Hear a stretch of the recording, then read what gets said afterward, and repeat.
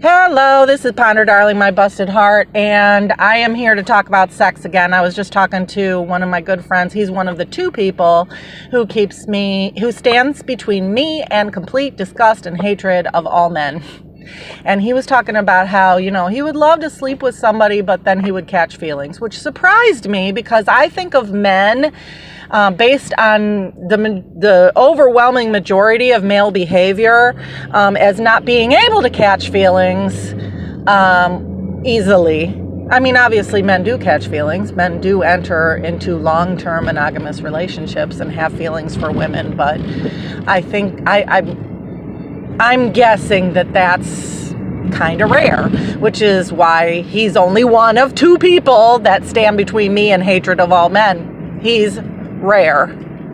So I wanted to talk about sex because after that conversation, I thought a lot about it, and it dawned on me that I may be celibate possibly for the rest of my life now. And here's why.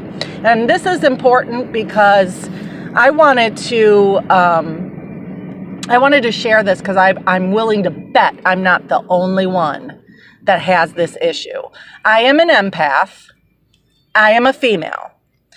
Now, I know that I made that video, Women and Sex. Check it out if you haven't. But as an empath, particularly, I think all females without a personality disorder are like this. But as an empath particularly, I cannot spread my legs and let a person inside my body. Just stop and think about this for 1 second.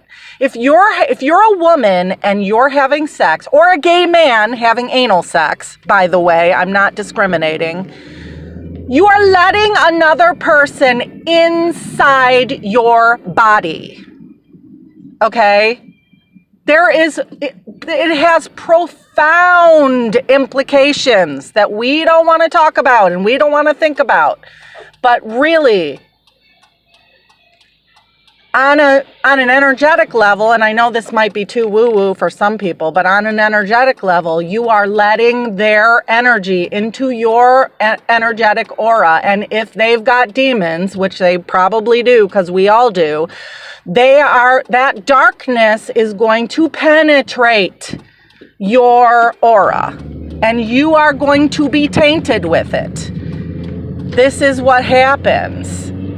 So you have to know, first of all, know what their darkness is and be prepared to take in that darkness and deal with it. Now, I know that this is not popular because, I was just watching this video the other day and the guy was talking about how feminism has made women, think that we can sleep with anybody and not catch feelings. But the truth of the matter is that unless you have a personality disorder, chances are you can't. Now, I know some women will be like, oh, I can do it. Well, my response to that, and this might be a super bitchy response, but my response to that is run, don't walk to the next therapist and get your personality disorder diagnosed. Because people, especially women, are hardwired to be connected to other people. And if you are having sex with somebody, and again, like I said, letting them inside your body, you are connecting with them. And it is not easy to disconnect, no matter what a fucking douchebag they are, or how disgusted you are with them, or how much you're over them, or whatever.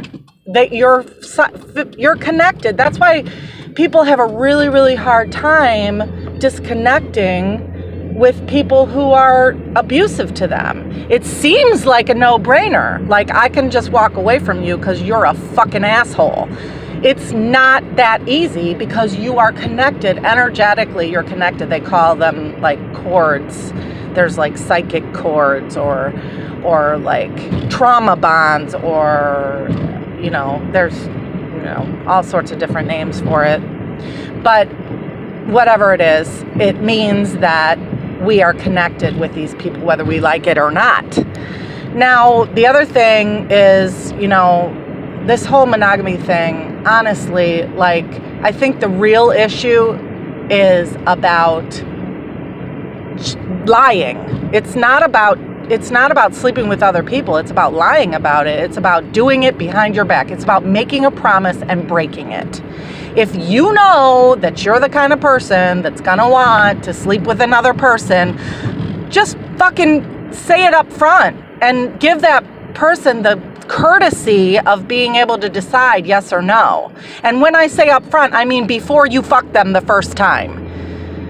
Okay, if you have to be honest, and then if they're still like, oh, okay, I don't care, and then they catch feelings for you and they want to be exclusive, and you said no, I'm not going to be exclusive. That's on them. That's their problem. Okay, but the other thing about polyamory is it can work.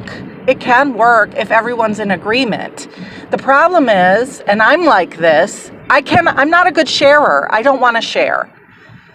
I really don't. I especially, oh my gosh, I did not want to share Jefferson. I wanted him all to myself. I was very selfish.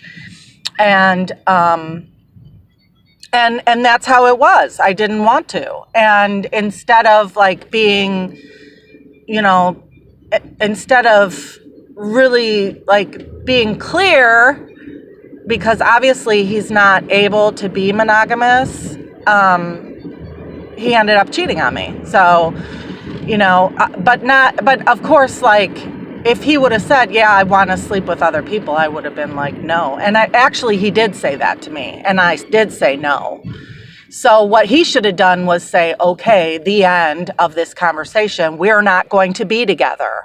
Instead of, okay, well, I'll do it, and then deceiving me and betraying me.